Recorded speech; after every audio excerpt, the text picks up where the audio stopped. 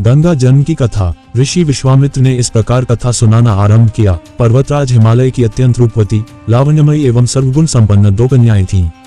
सुमेरु पर्वत की पुत्री मैना इन कन्याओं की माता थी। हिमालय की बड़ी पुत्री का नाम गंगा तथा छोटी पुत्री का नाम उमा था। गंगा अत्यंत प्रभावशाली और असाधारण दैवी गुणों से संपन्न थी। वह किसी बंधन को स्वीकार न कर मनमाने मार्गों का अनुसरण करती थी। उसकी इस असाधारण प्रतिभा से प्रभावित होकर देवता लोग विश्व के ज्ञान की दृष्टि से उसे हिमालय से मान कर ले गए। पर्वतराज की दूसरी कन्या उमा बड़ी तपस्विनी थी। उसने कठोर एवं असाधारण तपस्या करके महादेव जी को वर के रूप में प्राप्त किया। विश्वामित्र के इतना कहने पर राम ने कहा, हे भगवान, जब गंगा को देवता लोग सुरलोक ले गए तो वह पृथ्वी पर कैसे अवतरित हुई और गंगा को त्रिपदगा क्यों कहते हैं? इस पर ऋषि विश्वामित्र ने बताया, महादेव जी का विवाह तो उमा के साथ हो गया था, किंतु 100 वर्ष तक भी उनके किसी संतान की उत्पत्ति नहीं हुई। एक बार महादेव जी के मन में संतान उत्पन्न करने का विचार आया। जब उनके इस विचार की सूचना ब्रह्मा जी सहित देवताओं को मिली तो वे विचार करने लगे कि शिव जी के संतान के तेज को कौन संभाल सकेगा। उन्होंने अपनी इस शंका को शिव जी के सम्मुख प्रस्तुत किया। उनके कहने पर अग्नि ने यह भार ग्रहण किया और परिणाम स्वरूप अग्नि के समान महान तेजस्वी स्वामी कार्तिकेय का जन्म हुआ। देवताओं के इस षड्यंत्र से उमा के संतान होने में बाधा पड़ी तो उन्होंने क्रुद्ध होकर देवताओं को शाप दे दिया कि भविष्य में वे कभी पिता नहीं बन सकेंगे। इस बीच सुरलोक में विचरण करती हुई गंगा से उमा की भेंट हुई। गंगा ने उमा से कहा कि मुझे सुरलोक में विचरण करते हुए बहुत दिन हो गए हैं। मेरी इच्छा है कि मैं अपनी मातृभूमि पृथ्वी पर विचरण करूं। उमा ने गंगा आश्वासन दिया कि वे इसके लिए कोई प्रबंध करने का प्रयत्न करेंगी। वत्स राम, तुम्हारी ही अयोध्यापुरी में सगर नाम के एक राजा थे। उनके कोई पुत्र नहीं था। सगर की पटरानी केशिनी विदर्भ प्रांत के राजा की पुत्री थी। केशिनी सुंदर, धर्मात्मा और सत्यप्रायण थी। सगर की दूसरी रानी का नाम सुमति थी जो राजा अरिष्टनेमि की कन्या थी। दोनों रानियों को लेकर महाराज सगर हिमालय के भृगुप्रस्रवण नामक प्रांत में जाकर पुत्र प्राप्ति के लिए तपस्या करने लगे। उनकी तपस्या से प्रसन्न होकर महर्षि भृगु ने उन्हें वर दिया कि तुम्हें बहुत से पुत्रों की प्राप्ति होगी। दोनों रानियों में से एक का केवल एक ही पुत्र होगा जो कि वंश को बढ़ाएगा और दूसरी के 60,000 पुत्र होंगे। कौन सी रानी कितने पुत्र चाहती है इसका निर्णय वे स्वयं आपस में मिलकर कर लें। केशिनी ने वंश को बढ़ाने वाले एक पुत्र की कामना की और गरुड़ की बहन सुमति ने 60,000 बलवान पुत्रों की। उचित समय पर रानी केशिनी ने असमंजस नामक पुत्र को जन्म दिया। रानी सुमति के गर्भ से एक टूंबा निकल जिसे फोड़ने पर छोटे छोटे 60,000 पुत्र निकले। उन सब का पालन पोषण घी के घरों में रखकर किया गया। कालचक्र बीतता गया और सभी राजकुमार युवा हो गए।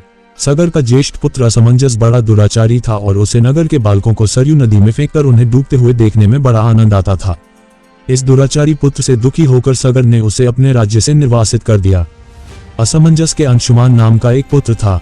अंशुमान अत्यंत सदाचारी और पराक्रमी था। एक दिन राजा सगर के मन में अश्वमेघ यज्ञ करवाने का विचार आया। शीघ्र ही उन्होंने अपने इस विचार को कार्य रूप में परिणत कर दिया। राम ने ऋषि विश्वामित्र से कहा, गुरुदेव, मेरी रुचि अपने पूर्वज सगर की यज्ञ गाथा को विस्तार पूर्वक सुनने में है, अतः कृपा करके इस वृतांत को पूरा पूरा सुनाइए। राम के इस तरह कहने पर ऋषि विश्वामित्र प्रसन्न होकर कहने लगे, राजा सगर ने हिमालय एवं विंध्याचल के बीच की हरी भरी भूमि पर एक विशाल यज्ञ मंडप का निर्माण करवाया। फिर अश्वमेघ यज्ञ के लिए शामकर्ण घोड़ा छोड़कर उसकी रक्षा के लिए पराक्रमी अंशुमान को सेना के साथ उसके पीछे पीछे भेज दिया। यज्ञ की संभावित सफलता के परिणाम की आशंका से भयभीत होकर इंद्र ने एक राक्षस का रूप धारण करके उस घोड़े को चुरा लिया। घोड़े की चोरी की सूचना पाकर सगर ने अपने 60,000 पुत्रों को आदेश दिया कि घोड़ा चुराने वाले को पकड़कर या मारकर घोड़ा वापस लाओ। पूरी पृथ्वी में खोजने पर भी जब घोड़ा नहीं मिला तो इस आशंका से कि किसी ने घोड़े को तहखाने में न छुपा रखा हो, सगर के पुत्रों ने संपूर्ण पृथ्वी को खोदना आरंभ कर दिया। उनके इस कार्य से असंख्य भूमितल निवासी प्राणी मारे गए। खोदते खोदते वे पाताल तक जा पहुंचे। उनके इस नृशंस कृत्य की देवताओं ने ब्रह्मा जी से शिकायत की तो ब्रह्मा जी ने कहा कि ये राजकुमार क्रोध एवं मद में अंधे होकर ऐसा कर रहे हैं। पृथ्वी की रक्षा कर दायित्व कपिल पर है, इसलिए वे इस विषय में कुछ न कुछ अवश्य करेंगे। पूरी पृथ्वी को खोदने के बाद भी जब घोड़ा और उसको चुराने वाला चोर नहीं मिला तो निराश होकर राजकुमारों ने इसकी सूचना अपने पिता को दी। रुष्ट होकर सगर ने आदेश दिया कि घोड़े को पाताल में जाकर ढूंढो। पाताल में घोड़े को खोजते खोजते वे सनातन वसुदेव कपिल के आश्रम में पहुंच गए। उन्होंने देखा कपिल देव आंखें बंद किए बैठे हैं और उन्हीं के पास यज्ञ का वह घोड़ा बंधा हुआ है। उन्होंने कपिल मुनि को घोड़े का चोर समझकर उनके लिए अनेक दुर्वचन कहे और उन्हें मारने के लिए दौड़े। सगर के इन कुकृत्यों से कपिल मुनि की समाधि भंग हो गई। उन्होंने क्रोध होकर सगर के उन सब पुत्रों को भस्म कर दिया। जब महाराज सगर को बहुत दिनों तक अपने पुत्रों की सूचना नहीं मिली तो उन्होंने अपने तेजस्वी पौत्र अंशुमान को अपने पुत्रों तथा घोड़े का पता लगाने के लिए आदेश दिया। वीर अंशुमान शस्त्रास्त्रों से सुसज्जित होकर उसी मार्ग से पाताल की ओर चल पड़ा जिसे उसके चाचाओं ने बनाया था। मार्ग में जो भी पूजनीय ऋषि मुनि मिले उनका यथोचित सम्मान करके अपने लक्ष्य के विषय में पूछता हुआ उस स्थान तक पहुंच गया जहां पर उसके चाचाओं के भस्मीभूत शरीरों की राख पड़ी थी और पास ही यज्ञ का घोड़ा चल रहा था। अपने चाचाओं के भस्मीभूत शरीरों को देखकर उसे बहुत दुख हुआ। उसने उनका तर्पण करने के लिए जलाशय की खोज की किंतु उसे कहीं जलाशय दिखाई नहीं पड़ा। तभी उसकी दृष्टि अपने चाचाओं के मामा गरुड़ पर पड़ी। उन्हें सादर प्रणाम करके अंशुमान ने पूछा कि बाबा जी, मैं इनका तर्पण करना चाहता हूँ। पास में यदि कोई सरोवर हो तो कृपा करके उसका पता बताइए। यदि आप इनकी मृत्यु के विषय में कुछ जानते हैं तो वह भी मुझे बताने की कृपा करें। गरुड़ जी ने बताया कि किस प्रकार उसके चाचाओं ने कपिल मुनि के साथ उद्दंड व्यवहार किया था जिसके कारण कपिल मुनि ने उन सबको भस्म कर दिया। इसके पश्चात गरुड़ जी ने अंशुमान से कहा कि ये सब अलौकिक शक्ति वाले दिव्य पुरुष के द्वारा भस्म किए गए हैं, अतः लौकिक जल से तर्पण करने से इनका उद्धार नहीं होगा। केवल हिमालय की ज्येष्ठ पुत्री गंगा के जल से ही तर्पण करने पर इनका उद्धार संभव है। अब तुम घोड़े को लेकर वापस चले जाओ जिससे कि तुम्हारे पितामह का यज्ञ पूर्ण हो सके। गरुड़ जी की आज्ञानुसार अंशुमान वापस अयोध्या पहुंचे और अपने पितामह को सारा वृतांत सुनाया। महाराज सगर ने दुखी मन से यज्ञ पूरा किया। वे अपने पुत्रों के उद्धार करने के लिए गंगा को पृथ्वी पर लाना चाहते थे, पर ऐसा करने के लिए उन्हें कोई भी युक्ति न सूझी। थोड़ा रुककर ऋषि विश्वामित्र कहा, महाराज सगर के देहांत के पश्चात अंशुमान बड़ी न्यायप्रियता के साथ शासन करने लगे। अंशुमान के परम प्रतापी पुत्र दिलीप हुए। दिलीप के वयस्क हो जाने पर अंशुमान दिलीप को राज्य का भार सौंपकर हिमालय की कंदराओं में जाकर गंगा को प्रसन्न करने के लिए तपस्या करने लगे, किंतु उन्हें सफलता नहीं प्राप्त हो पाए और उनका स्वर्गवास हो गया। इधर जब राजा दिलीप का धर्मनिष्ठ पुत्र भागीरथ बड़ा हुआ तो उसे राज्य का भार सौंपकर दिलीप भी गंगा को पृथ्वी पर लाने के लिए तपस्या करने चले गए, पर उन्हें भी मनवांछित फल नहीं मिला। भागीरथ बड़े प्रजावत्सल नरेश थे किंतु उनकी कोई संतान नहीं हुई। इस पर वे अपने राज्य का भार मंत्रियों को सौंपकर स्वयं गंगावतरण के लिए गोकर्ण नामक तीर्थ पर जाकर कठोर तपस्या करने लगे। उनकी अभूतपूर्व तपस्या से प्रसन्न होकर ब्रह्मा जी ने उन्हें वर मांगने के लिए कहा। भागीरथ ने ब्रह्मा जी से कहा कि हे प्रभु, यदि आप मुझ पर प्रसन्न हैं तो मुझे यह वर दीजिए कि सगर के पुत्रों को मेरे प्रयत्नों से गंगा का जल प्राप्त हो जिससे कि उनका उद्धार हो सके। इसके अतिरिक्त मुझे संतान प्राप्ति का भी वर दीजिए ताकि इक्ष्वाकु वंश नष्ट न हो। ब्रह्मा जी ने कहा कि संतान का तेरा मनोरथ शीघ्र ही पूर्ण होगा, किंतु तुम्हारे मांगे गए प्रथम वरदान को देने में कठिनाई यह है कि जब गंगा जी वेग के साथ पृथ्वी पर अवतरित होंगी तो उनके वेग को पृथ्वी संभाल नहीं सकेगी। गंगा जी के वेग को संभालने की क्षमता महादेव जी के अतिरिक्त किसी में भी नहीं है। इसके लिए तुम्हें महादेव जी को प्रसन्न करना होगा। इतना कहकर ब्रह्मा जी अपने लोक को चले गए।